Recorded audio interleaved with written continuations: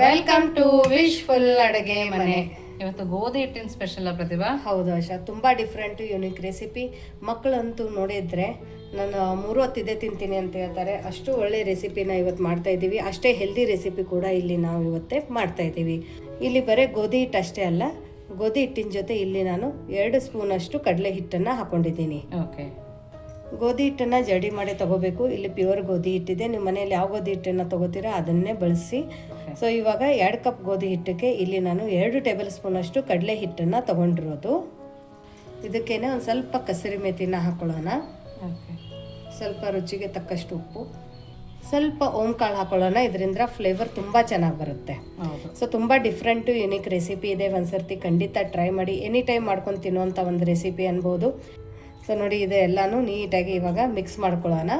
Mix ಮಾಡ್ಕೊಂಡ ನಂತರ ಇವಾಗ ಯಾವಾಗಲೂ ನಾವು ಇದ್ರ ಒಳಗಡೆ ನೀರು ಹಾಕೋತೀವಲ್ಲ ಆಶಾ, ಇವತ್ತೇ ಇಲ್ಲಿ ನಾನು ಒಂದು ಅರ್ಧ ಕಪ್ಪದಷ್ಟು ಹಾಲನ್ನು ತಗೊಂಡಿದ್ದೀನಿ. ಸೊ ನೋಡಿ, ಸ್ವಲ್ಪ ಫಸ್ಟ್ ಹಾಲು ಹಾಕಿ ಮಿಕ್ಸ್ ಮಾಡ್ಕೊಳ್ಳೋಣ. ಅರ್ಧ ಕಪ್ ಹಾಲು ಸಾಕು. ಇಲ್ಲ ನಾವು ಹಾಲಲ್ಲಿನೇ ಕಲಿಸ್ಕೋತೀವಿ ಅಂದ್ರೆ ಇನ್ನೂ ಒಳ್ಳೇದು, ಇನ್ನೂ ಸಾಫ್ಟ್ ಆಗಿ ಇನ್ನೂ ಚೆನ್ನಾಗಿ ಬರುತ್ತೆ. ಹಾಲು ಹಾಕೋದ್ರಿಂದ ಸಾಫ್ಟ್ ಆಗಿ ಬರುತ್ತಲ್ಲ, ಸಾಫ್ಟ್ ಬರುತ್ತೆ, ರುಚಿ ತುಂಬಾ ಚೆನ್ನಾಗಿ ಬರುತ್ತೆ, ಟೆಕ್ಸ್ಚರ್ ಕಲರ್ ಕೂಡ ಪರ್ಫೆಕ್ಟ್ ಆಗಿ ಬರುತ್ತೆ. ಕೆಲವೊಂದು ಮಕ್ಕಳು ಹಾಲು ಕುಡಿಯಲ್ಲ ಪ್ರತಿಭಾ, ಈ ತರನು ಮಾಡ್ಕೊಡ್ಬೋದು. 100% ಮಾಡ್ಕೊಡ್ಬೋದು. ನೋಡಿ, ಇವಾಗ ಇಲ್ಲಿ ನಾನು ಬರೀ ಅರ್ಧ ಕಪ್ ಹಾಲು ತಗೊಂಡಿದ್ದೆ. ಇವಾಗ ನೆಕ್ಸ್ಟ್ ನಾನು ಇಲ್ಲಿ ನೀರು ತಗೊಂಡಿದ್ದೀನಿ. ನೋಡಿ, ಹಾಲಿಂದು ಗ್ಲಾಸಲ್ಲಿನೇ ಸ್ವಲ್ಪ ನೀರು ಹಾಕೊಂಡಿದ್ದೀನಿ. ನೀರನ್ನು ಹಾಕೊಂಡ್ಬಿಟ್ಟು ನಾವು ನಾರ್ಮಲ್ ಚಪಾತಿಗೆ ಯಾವ ಥರ ಹಿಟ್ಟನ್ನು ಕಲಿಸ್ತೀವಿ ಅದೇ ಥರ ಕಲಿಸ್ಬೇಕು. ತುಂಬ ಗಟ್ಟಿ ಇರಬಾರ್ದು, ತುಂಬ ಲೂಸು ಇರಬಾರ್ದು. ನಾರ್ಮಲ್ ಚಪಾತಿಗೆ ಯಾವ ಥರ ಕಲಿಸ್ತೀವಿ ಆ ಥರ ಇಲ್ಲಿ ಹಿಟ್ಟನ್ನು ಕಲಿಸ್ಕೊಳ್ಳೋಣ.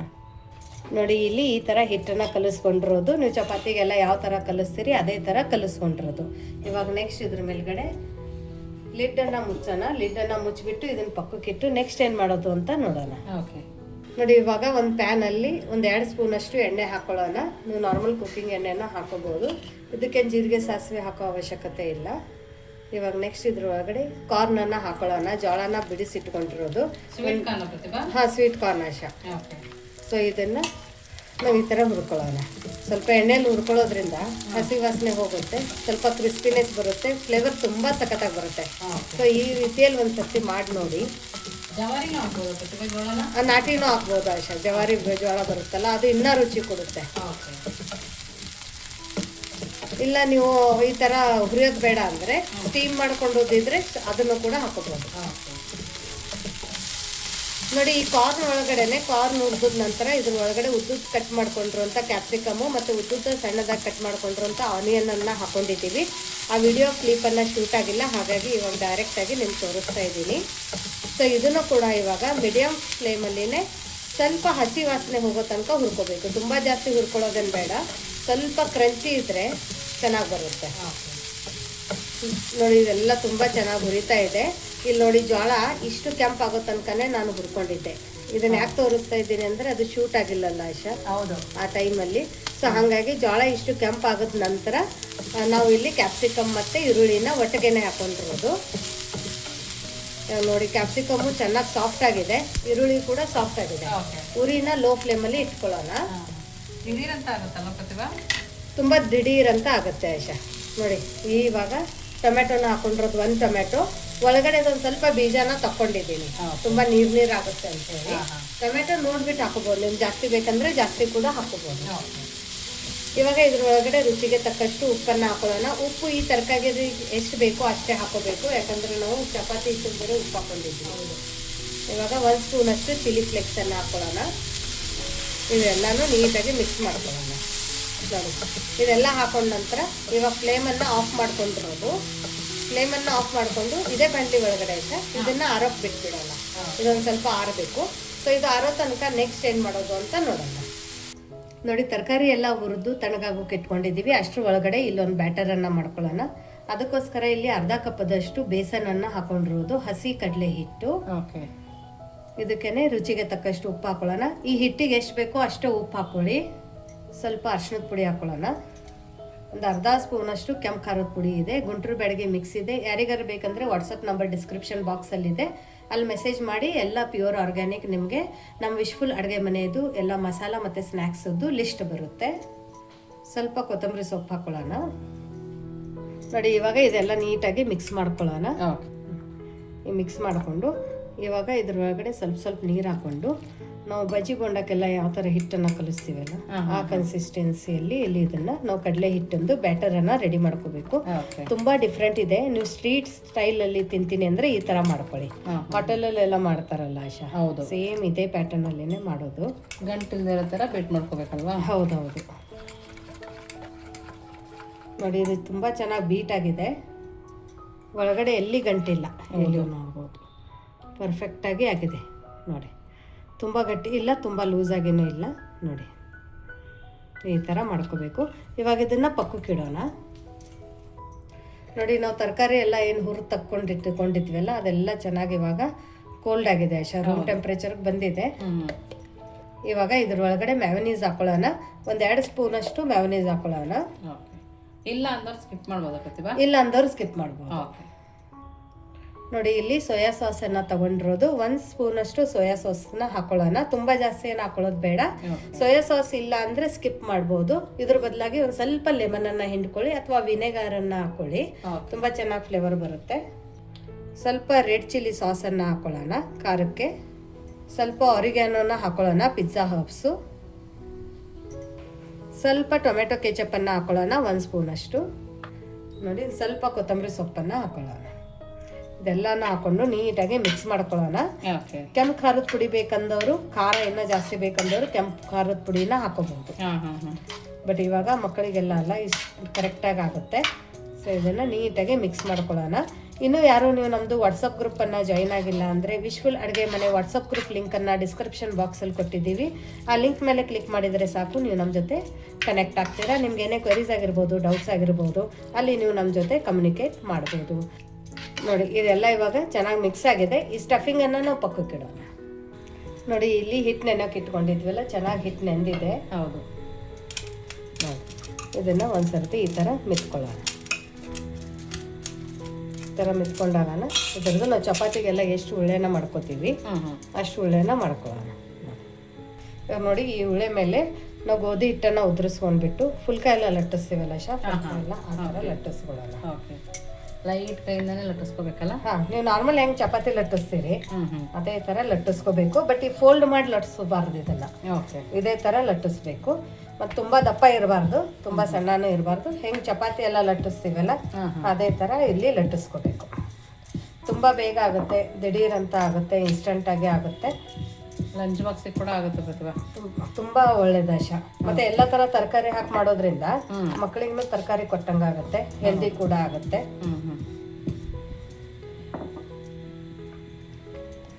ನೋಡಿ ಇಲ್ಲಿ ನಾವು ಹೆಂಗೆ ಚಪಾತಿ ಲಟ್ಸಿದ್ದೀವಿ ಅದೇ ಥರ ಲಟ್ಟಿಸ್ಕೊಂಡಿರೋದು. ಇವಾಗ ಇಲ್ಲಿ ಲಟ್ಸಿರೋದನ್ನ ನೋಡಿ ಹೈ ಫ್ಲೇಮಲ್ಲಿ ತೆವಿ ಚೆನ್ನಾಗಿ ಬಿಸಿ ಮಾಡ್ಕೊಳಕ್ಕೆ ಇಟ್ಕೊಂಡಿರೋದು. ಇದ್ರ ಮೇಲ್ಗಡೆ ಒಂದು ಅರ್ಧ ಸ್ಪೂನಷ್ಟು ಎಣ್ಣೆನ ಹಾಕೊಳ್ಳೋಣ. ಆಮೇಲೆ ನಾವು ಲಟ್ಸಿರೋದು ಪರಾಟನ ಹಾಕೊಳ್ಳೋಣ. ಫ್ಲೇಮನ್ನು ಮಾತ್ರ ಹೈ ಫ್ಲೇಮಲ್ಲಿನೇ ಇಟ್ಕೊಂಡಿರೋದು. ಇವಾಗ ಇದನ್ನು ತಿರುಗಿಸೋಣ. ನೋಡಿ ಎಷ್ಟು ಚೆನ್ನಾಗಿ ಕಲರ್ ಬಂದಿದೆ, ಆಮೇಲೆ ಎಷ್ಟು ಚೆನ್ನಾಗಿ ಬೇಯ್ತಾ ಇದೆ. ಫ್ಲೇಮ್ ಮಾತ್ರ ಲೋ ಫ್ಲೇಮಲ್ಲಿ ಯಾವತ್ತೂ ಚಪಾತಿನ ಬೇಯಿಸ್ಕೋಬೇಡಿ, ಇಲ್ಲ ತುಂಬ ಹಾರ್ಡ್ ಆಗುತ್ತೆ. ಸೊ ಹೈ ಫ್ಲೇಮಲ್ಲಿನೇ ಇಲ್ಲಿ ನಾವು ಈ ಚಪಾತಿನ ಬೇಯಿಸ್ಕೊತಾ ಇರೋದು. ತಿರುಗಿಸ್ತಾ ಬೇಯಿಸ್ಬೇಕು. ಚಪಾತಿ ತಿರುಗಿಸ್ತಾ ಬೇಯಿಸ್ಬಾರ್ದು ಆಶಾ. ಪರಾಟ ಮಾತ್ರ ಈ ಥರದ್ದು ನಾವು ಮಾಡಬೇಕಾದ್ರೆ ತಿರುಗಿಸ್ತಾ ಬೇಯಿಸ್ಬೇಕು. ಚಪಾತಿ ವಿಡಿಯೋನು ಇದೆ ಅಲ್ವಾ ಪ್ರತಿಭಾ? ಹೌದು. ಯಾರಿಗಾದ್ರೆ ಸಾಫ್ಟ್ ಉತ್ತರ ಕರ್ನಾಟಕದ್ದು 3 ಲೇಯರ್ ಚಪಾತಿ ಕಲಿಬೇಕು ಅಂದರೆ ಇವನ್ ಬ್ಯಾಚುಲರ್ ಕೂಡ ಮಾಡ್ಕೋಬಹುದು. ಅಷ್ಟೇ ಈಸಿ ಮೆಥಡಲ್ಲಿ ಹೇಳಿದ್ದೀವಿ. ಆ ವಿಡಿಯೋ ಲಿಂಕನ್ನು ಡಿಸ್ಕ್ರಿಪ್ಷನ್ ಬಾಕ್ಸಲ್ಲಿ ಕೊಟ್ಟಿದ್ದೀವಿ. ಅಲ್ಲಿಂದ ನೀವು ಸಾಫ್ಟ್ ಚಪಾತಿ ವಿಡಿಯೋನ ನೋಡ್ಕೋಬಹುದು. ಎಜ್ಜಸ್ಸು ಕೂಡ ಈ ಥರ ಒತ್ತಿ ಬೇಯಿಸ್ಬೇಕು ಆಶಾ. ಇವಾಗ ಬೈದಾಗಿದೆ ಅಲ್ಲ, ಫ್ಲೇಮನ್ನು ಲೋ ಫ್ಲೇಮಲ್ಲಿ ಇಟ್ಕೊಳ್ಳೋಣ.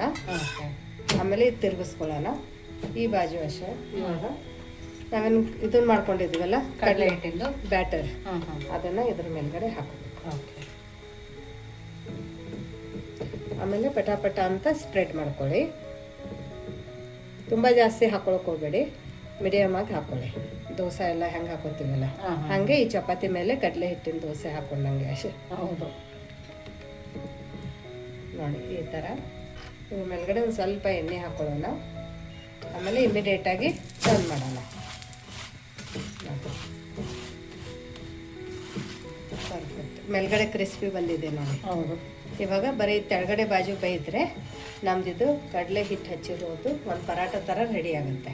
ಒಂದು ಸೈಡ್ ನೀಟಾಗಿ ಬೇಯುತ್ತಾವಾಗ. ಹೌದು ನೋಡಿ, ಇವಾಗ ಇದೇನು ತೆವೆಗೆ ಅಂಟ್ಕೊಳ್ಳಂಗಿಲ್ಲ. ಕಡಲೆ ಹಿಟ್ಟು ಹಚ್ಚಿ ತಿರ್ಗಸನ ನಿಧಾನಕ್ಕೆ ಮಾಡ್ಕೋಬಹುದು. ಇದು ರೆಡಿ ಆಗಿದೆ ಅಲ್ಲ ಆಶಾ? ಹೌದು. ಇವಾಗ ಇದನ್ನ ತಕ್ಕೊಳ್ಳೋಣ. ಮತ್ತೆ ಇದೇ ತೆವೆಗೆ ಒಂದು ಸ್ವಲ್ಪ ಎಣ್ಣೆ ಹಾಕೊಳ್ಳೋಣ. ಆಮೇಲೆ ಈ ಪರಾಟನ ಹಾಕೊಳ್ಳೋಣ. ನೋಡಿ, ತೆವಿ ಹೆಂಗೋ ಹೈ ಫ್ಲೇಮಲ್ಲಿ ತುಂಬ ಚೆನ್ನಾಗಿ ಬೈದಿದೆ ಅಲ್ಲ? ಆದ ತಕ್ಷಣವೇ ಒಂದು ಸೈಡ್ ಚಪಾತಿ ಬೈದಿರುತ್ತೆ.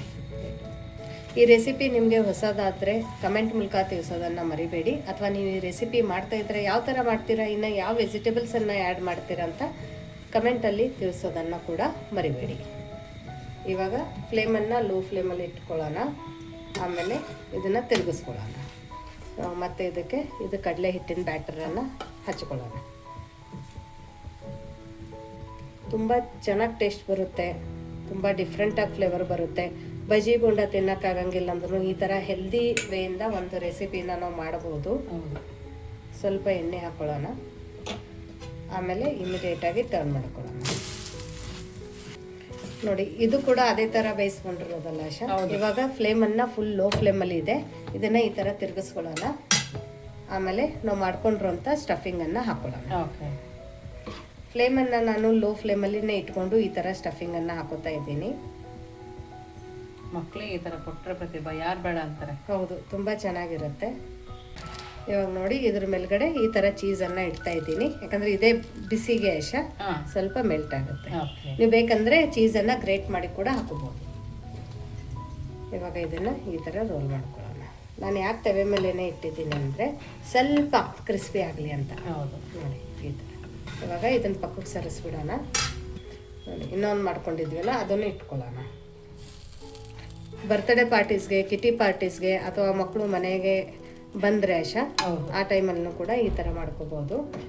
ಚಿಕ್ಕ ಮಕ್ಕಳಿಂದ ಹಿಡಿದು ತಿಂತಾರೆ ಪ್ರತಿಭಾ. ಒಳ್ಳೆ ಕಾರ್ನ್ ಇದೆ. ಕಾರ್ನ್ ಅಂದರೆ ಭಾರಿ ಇಷ್ಟ ಮಕ್ಕಳಿಗೆ. ಹೆಲ್ದಿ ಕೂಡ ಆಗುತ್ತಲ್ಲ. ಹೌದು. ಚೀಸ್ ಜಾಸ್ತಿ ಬೇಕಂದರೆ ಜಾಸ್ತಿ ಕೂಡ ಹಾಕೋಬೋದು. ಪನ್ನೀರ್ ಗ್ರೇಟ್ ಮಾಡಿ ಹಾಕೋಬೋದು ಪ್ರತಿಭಾ? ಹಾಕೋಬೋದು ಆಶಾ, ಇನ್ನೂ ಒಳ್ಳೆಯದು. ಓಕೆ. ಇವಾಗ ಹಿಂಗೆ ಮಾಡಿ ಇದನ್ನು ಒಂದು ಸರ್ತಿ ಈ ಥರ ತಿರುಗಿಸ್ಕೊಳ್ಳೋಣ. ಇವಾಗ ನೋಡಿ, ಇದ್ರ ಮೇಲ್ಗಡೆ ನಾನು ಒಂದು ಸ್ವಲ್ಪ ತುಪ್ಪ ಹಚ್ಕೋತಾ ಇದ್ದೀನಿ. ತುಂಬ ಒಳ್ಳೆ ಫ್ಲೇವರ್ ಬರುತ್ತೆ ಅಂತ ಹೇಳಿ. ನೀವು ಬೆಣ್ಣೆ ಬೇಕಂದ್ರೂ ಒರೆಸ್ಕೋಬೋದು. ತುಂಬ ಚೆನ್ನಾಗಿ ಟೇಸ್ಟ್ ಬರುತ್ತೆ. ಈ ಮೆಥಡನ್ನು ಟ್ರೈ ಮಾಡಿ. ಇವಾಗ ಇದನ್ನು ನಾವು ತಿರುಗಿಸ್ಬೋದು. ಚೀಸ್ ಹಾಕೊಳ್ಳೋದ್ರಿಂದ ಒಂದು ಸ್ವಲ್ಪ ಚೀಸ್ ಮೆಲ್ಟಾಗಿ ಅಂಟ್ಕೊಂಡಿರುತ್ತೆ. ಇಲ್ಲಿ ಕೂಡ ಒಂದು ಸ್ವಲ್ಪ ತುಪ್ಪ ಒರೆಸ್ಕೊಳ್ಳೋಣ. ಆಮೇಲೆ ಫ್ಲೇಮನ್ನು ಇವಾಗ ಆಫ್ ಮಾಡ್ಕೊಳ್ಳೋಣ. ನೋಡಿ, ಇಲ್ಲಿ ನಮ್ಮದು ರೋಲ್ ರೆಡಿಯಾಗಿದೆ. ಹೆಲ್ದಿ ರೋಲ್ ರೆಡಿಯಾಗಿದೆ. ಸೊ ಇದನ್ನು ಇವಾಗ ಸರ್ವ್ ಮಾಡೋಣ. ನೋಡಿ, ನಮ್ಮದು ಬಿಸಿ ಬಿಸಿ ವೆಜಿಟೇಬಲ್ ಚೀಸಿ ರೋಲ್ ರೆಡಿಯಾಗಿದೆ. ತುಂಬ ಸಖತ್ತಾಗಿದೆ, ತುಂಬ ಹೆಲ್ದಿಯಾಗಿದೆ. ಇಲ್ಲಿ ನೀವು ನೋಡ್ಬೋದು. ನೋಡೋಕ್ಕೂ ಅಷ್ಟೇ ಚೆನ್ನಾಗಿದೆ. ಇವತ್ತು ನೀವು ಈ ಪರಾಟ ಹಿಟ್ಟನ್ನು ಕಲಿಸೋದನ್ನು ಕೂಡ ನಿಮಗೆ ಡಿಫ್ರೆಂಟ್ ಅನಿಸಿರ್ಬೋದು. ಈ ನಾನು ಹೇಳಿರೋ ಮೆಥಡಲ್ಲಿ ಒಂದು ಸರ್ತಿ ಹಿಟ್ಟನ್ನು ಕಲಿಸಿ ಆಮೇಲೆ ಫ್ಲೇವರ್ ನೀವು ನೋಡಿದ ತಕ್ಷಣ ನಿಮಗೆ ಗೊತ್ತಾಗುತ್ತೆ ಏನು ಡಿಫ್ರೆನ್ಸ್ ಇದೆ ಅಂತ. ಇದನ್ನು ಈ ಥರ ಸೆಂಟ್ರಲ್ಲಿ ಕಟ್ ಮಾಡ್ಕೊಳ್ಳೋಣ. ನೋಡಿ, ತುಂಬ ಚೆನ್ನಾಗಿರುತ್ತೆ. ಆಮೇಲೆ ನೋಡಿ, ಚೀಸ್ ಹಾಕ್ಕೊಂಡಿದ್ವಲ್ಲ, ವಾವ್, ನೋಡಿ ಫುಲ್ ಚೀಸ್ ಮೆಲ್ಟ್ ಆಗಿದೆ. ಫುಲ್ ಚೀಸಿ ಇದೆ. ಈ ಥರ ಒಂದು ಕಡಲೆ ಹಿಟ್ಟಿಂದು ಲೇಯರು ಕೂಡ ಈ ನಮ್ಮದು ಡಿಫ್ರೆಂಟಾಗಿ ಮಾಡ್ಕೊಂಡಿರೋಂಥ ಪರಾಟಾಗೆ ಕೂಡ ಚೆನ್ನಾಗಿ ಅಂಟಿದೆ. ಇದಕ್ಕೋಸ್ಕರ ಒಂದು ಒಳ್ಳೆ ಫ್ಲೇವರ್, ಒಂದು ಒಳ್ಳೆ ರುಚಿ ಬರುತ್ತೆ. ನೋಡೋಶ ಟೇಸ್ಟ್. ಇದನ್ನು ನೋಡಿಬಿಟ್ಟು ನಿಮ್ಮ ಬಾಯಲ್ಲೂ ಕೂಡ ನೀರು ಬರ್ತಾ ಇದ್ದರೆ ಕಮೆಂಟ್ ಮೂಲಕ ತಿಳಿಸಿ. ಮತ್ತು ಜಟ್ಪಟ್ ಆಗೋವಂಥ ಒಂದು ರೆಸಿಪಿ ಅಂತ ಅನ್ಬೋದು. ಈಸಿಯಾಗಿ ಮಾಡ್ಕೊಳ್ಳೋವಂಥ ಒಂದು ರೆಸಿಪಿ ಅನ್ಬೋದು. ನಿಮ್ಮ ಮನೆಯಲ್ಲಿ ಯಾವ ತರಕಾರಿ ಇದೆ ಆ ತರಕಾರಿಯಿಂದ ಕೂಡ ದಿಢೀರಂತ ಈ ಥರ ಒಂದು ನೀವು ರೆಸಿಪಿನ ಮಾಡ್ಕೋಬೋದು. ಸೂಪರ್ ಆಗಿದೆ ಪ್ರತಿಭಾ. ಚೆನ್ನಾಗಿದೆ, ತುಂಬ ಚೆನ್ನಾಗಿದೆ. ಪಿಜ್ಜಾ ತಿನ್ನೋದೇ ಮರ್ತ್ಬಿಡ್ತಾರೆ ಮಕ್ಕಳು. ಹೌದಲ್ಲ, ಅಷ್ಟು ಚೆನ್ನಾಗಿದೆ. ಸೊ ನೋಡಿ, ಪಿಜ್ಜಾ ಲವರ್ಸ್ಗೆ ಇದು ಹೇಳಿ ಮಾಡ್ಕೊಂಡಿರುವಂಥ ಗೋಧಿ ಹಿಟ್ಟಿಂದು, ಪ್ಯೂರ್ ಗೋಧಿ ಹಿಟ್ಟಿಂದ ಅನ್ಬೋದು, ಹೆಲ್ದಿ ರೆಸಿಪಿ ಅನ್ಬೋದು. ಸೊ ಪಿಜ್ಜಾ ತಿನ್ನೋದಕ್ಕಿಂತ ನೀವು ಈ ಥರ ಒಂದು ಮಕ್ಕಳಿಗೆ ಹೆಲ್ದಿ ರೆಸಿಪಿನ ಮಾಡಿಕೊಡಿ. ನಿಮಗೆ ಈ ರೆಸಿಪಿ ಹೇಗೆ ಅನ್ನಿಸ್ತು ಅಂತಲೂ ಕಮೆಂಟ್ ಮೂಲಕ ತಿಳಿಸೋದನ್ನು ಮರಿಬೇಡಿ. ಮತ್ತೆ ಸಿಗೋಣ ಇದೇ ಥರ ಹೊಸ ಹೊಸ ಅಡುಗೆ, ಹೊಸ ಹೊಸ ರುಚಿ ಜೊತೆ ನಮ್ಮ ವಿಶ್ಫುಲ್ ಅಡುಗೆ ಮನೆಯಲ್ಲಿ. Thank you.